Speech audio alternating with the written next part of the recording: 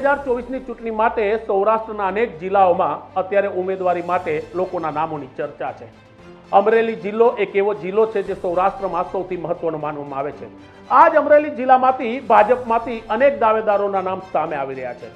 કહેવાય છે કે ભારતીય જનતા પાર્ટી આ વખતે અમરેલીમાં વર્તમાન એટલે કે ચાલુ સાંસદ નારણ કાછડિયાની ટિકિટ કાપશે તે નક્કી છે। કહેવાય છે કે તેમની નિષ્ક્રિયતા અને ખાસ કરીને કાર્યકરોનો જે ગુસ્સો છે તેમના પ્રત્યે તે જ કારણોસર ભારતીય જનતા પાર્ટી નારણ કાછડિયાને આ વખતે રિપીટ નહીં કરે।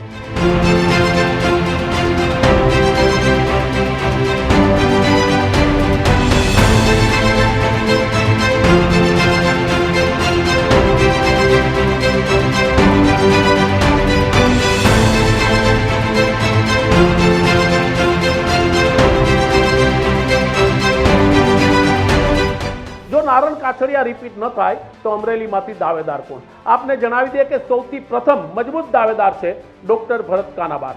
ડોક્ટર ભરત કાનાબાર અમરેલી ભાજપ માટે સંગઠન અને રાજ્ય ભાજપ માટે અનેક કાર્યો કરી ચૂક્યા છે। તે નરેન્દ્ર મોદીની સૌથી નજીકના ગણાય છે, તેથી તેમનું નામ દાવેદારમાં છે।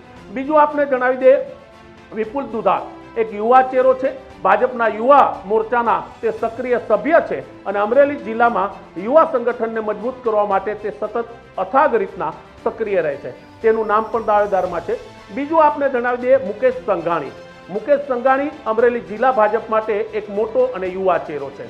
મુકેશ સંઘાણી માત્ર રાજનીતિ નહીં પણ સામાજિક જીવનમાં પણ અનેક કાર્યો કરી રહ્યા છે અને તે જ કારણોસર તેઓ દાવેદારીમાં મજબૂત રીતના આગળ વધી રહ્યા છે। એની સાથે છે હિરેન હિરપરા। હિરેન હિરપરા એક એવું નામ છે જે વિવાદિત નથી, જેની સાથે કોઈ દિવસ વિવાદ જોડાયો નથી અને કહેવાય છે કે તે લોકોની વચ્ચે, સામાન્ય લોકોની વચ્ચે રહે છે અને તેથી તે પણ દાવેદાર છે। એટલું જ નહીં, બાવકુભાઈ ઉઘાડ જે રાજ્ય સરકારના એક સમયના મંત્રી હતા, ભાજપના એક દાવેદાર એટલે કે મહત્વપૂર્ણ નેતા છે, તેમનું નામ પણ દાવેદારીમાં છે। તો કહી શકાય કે અમરેલીમાંથી અનેક લોકો ભારતીય જનતા પાર્ટી માટે ચૂંટણી લડવા ઉત્સુક છે, પણ ભારતીય જનતા પાર્ટી કયા ચહેરાને ટિકિટ આપે તે કેવું મુશ્કેલ છે। પણ એક વાત નક્કી છે કે અમરેલી જિલ્લામાં આ વખતે ભાજપ નો રિપીટ થિયરી અપનાવશે। મતલબ સાફ છે કે અમરેલીને ભારતીય જનતા પાર્ટી કોઈ નવો ચહેરો આપશે।